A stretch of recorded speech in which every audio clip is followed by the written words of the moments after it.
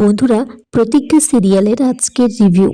মোহন কোর্টে উঠে বলে যে দেবদত্তবাবু ভালো মানুষ ছিলেন না, তিনি অনায়াসে খুন করতে পারেন। তারপর পরি দাশগুপ্তকেও কোর্টে তোলা হয় বয়ান দেওয়ার জন্য।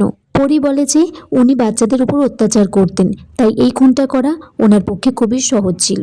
ছুটি এদিকে মনে মনে ভাবছে যে চুমকি না হয় মিথ্যে বয়ান দিতে পারে, কিন্তু মোহন অভি তারপর বলে যে বাচ্চারা হলো ভগবানের সমান, সেই বাচ্চাদেরকে ডেকে দেবদত্তবাবু কেমন ছিলেন সেটা জানতে চাই। এদিকে দেখা যায় যে রোমা ম্যাডাম একজনকে টাকা দিয়েছে বাচ্চারা ইশারা করে যেটা বোঝাবে তার উল্টোটা বলার জন্য। এদিকে বাচ্চাগুলো ইশারা করে বোঝাচ্ছে যে দেবদত্তবাবু খুব ভালো মানুষ ছিলেন, তিনি ঈশ্বরের সমান ছিলেন, কিন্তু যে বলছে সে ভুল বলছে। ছুটি তখনই নিজের মাথা থেকে ঘুমটাটা সরিয়ে বলে যে এই লোকটি মিথ্যে কথা বলছে, কারণ তার কাছে একটা কাগজ আছে, সে সাইন ল্যাঙ্গুয়েজ মানে ইশারায় কথা বলতে পারে আর বুঝতেও পারে।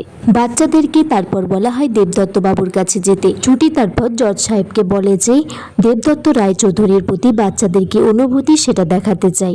সব কিছু দেখার পর জজ সাহেব বলে যে যথেষ্ট প্রমাণ পাওয়া যায়নি হাতে, তাই জন্য 1 মাস পরে এইটা নিয়ে আবার বিচার করা হবে। ততদিন দেবদত্ত রায়চৌধুরী জেল কাস্টাডিতেই থাকবে। ছুটি এদিকে দেবদত্তের দিকে ছুটে গেলে অভি তার হাতটা টেনে ধরে আর বলে যে এখন না যেতে। এদিকে দেবদত্ত রায়চৌধুরী অভিকে বলছে যে ছুটিমাকে দেখতে, কারণ ও তোমার পরে ভরসা করেছে, আমি আর কি বলতে পারি।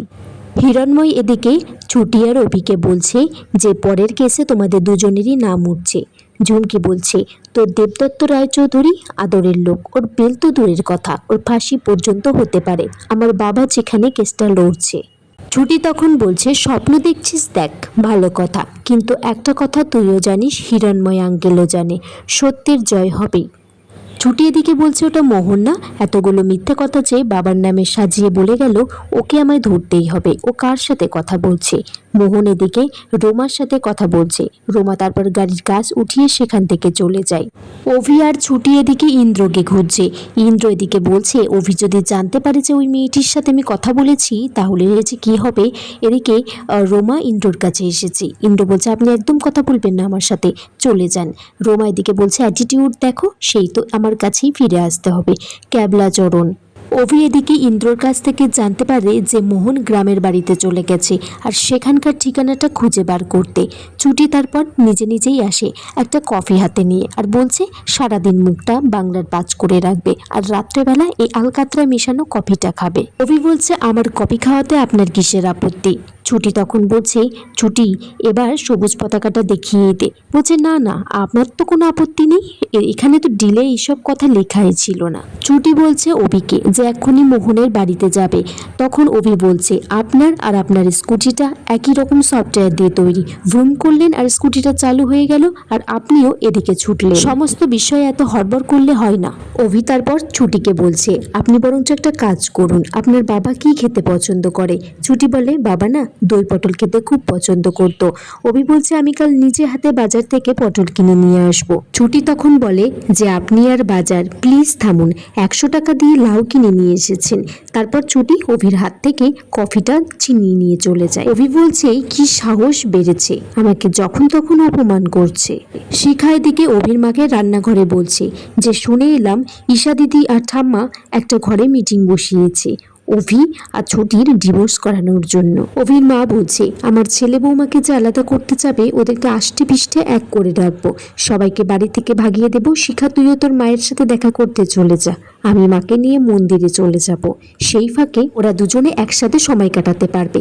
ছুটি তারপর রান্নাঘরে ঢুকে যায়, ওরা তো কথা ঘুরিয়ে থাকে, ওরা তারপর কথা ঘোরাতে থাকে। অভির মা বলে গুড নাইট ছুটি, গুড নাইট শিখা, সেখান থেকে চলে যায়। শিখার কাছে ছুটি জানতে চায় যে কি বলে গেল মা, কিন্তু শিখা কিছুই বলতে চায় না। রাত্রে শোবার সময় ছুটি একা একা নিজে মুখে বলেই চলেছে মা আর শিখা যে কি বলা বলি করছে।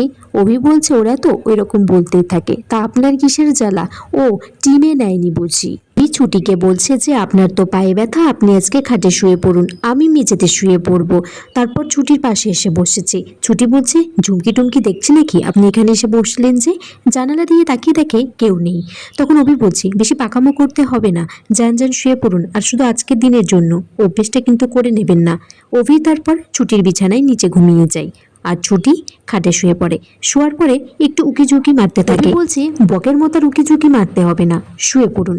ছুটি বলছে কি লোক রে বাবা, পিছনে কি দুটো চোখ লাগানো আছে নাকি? তারপর ঘুম ভেঙে দেখে যে ছুটি অভির মুখে হাত দিয়ে আছে আর অভি ছুটির পাশেই শুয়ে আছে। তারা দুজনেই চোখ মেলে দেখে আর চিৎকার করে ওঠে। দুজন দুজনের হাত দিয়ে মুখটা চেপে ধরে। অভি বলছে আমি ভুল করে এখানে শুয়ে পড়েছি, বাথরুমে গেছিলাম তো, এসে তো খাটে শোয়া অভ্যেস আছে। ছুটি বলছে কি ডেঞ্জারাস লোক রে বাবা, আমি আমার জায়গায় শুয়ে পড়ছি। ইন্দ্র এদিকে অভির মাকে বলছে তোমার কথা মতো আমি সমস্ত ফাইল রেডি করে রেখেছি আর এমন প্ল্যান করেছি দুজনকে একদম আঠার মতো আটকে দেব, চাইলেই ছাড়াতে পারবে না। অভির মা তারপর অভি আর ছুটিকে বলে আজ বাড়িতে কেউ থাকছে না, আমিও তোমার বাবাকে নিয়ে দিদাকে একবার দেখে আসবো, শিখাও তার মায়ের কাছে যাবে। যে যার মতো বাড়ি থেকে বেরিয়ে গেলে এদিকে ছুটি বলছে যাক আজকে আর নাটক অভিনয় কিছু করতে হবে না, মন খুলে বাড়িতে থাকা যাবে। ইন্দ্রকে এদিকে বলছে যে খেয়ে নেওয়ার জন্য। এদিকে ইন্দ্র আর অভি খাওয়ার পর অফিসের দিকে গেছে। অফিসে গিয়ে দেখে চাবিটাই নিয়ে আসেনি, তারা আবার বাড়িতে ফিরে আসছে। ঝুমকিকে এদিকে কেউ খবর দিয়েছে যে বাড়িতে আজকে পুরো ফাঁকা, অভি আর ছুটি আছে। ঝুমকি বলছে ওরা দুজনে মিলে নাচ গান করবে, আমি এক্ষুনি আসছি। ছুটি এদিকে অভির একটা ড্রেস পরে ঘর ঝাড় দিচ্ছে আর গান করছে। অভি আর ইন্দ্র এদিকে দরজায় ছুটিকে দরজা খুলতে বলছে কিন্তু ভিতর থেকে কোনো সাড়া আসছে না। আর এখানে এই পর্বটা শেষ হয়ে যায় বন্ধুরা। তোমরা কমেন্টস করে জানিও কেমন লেগেছে এই পর্বটা।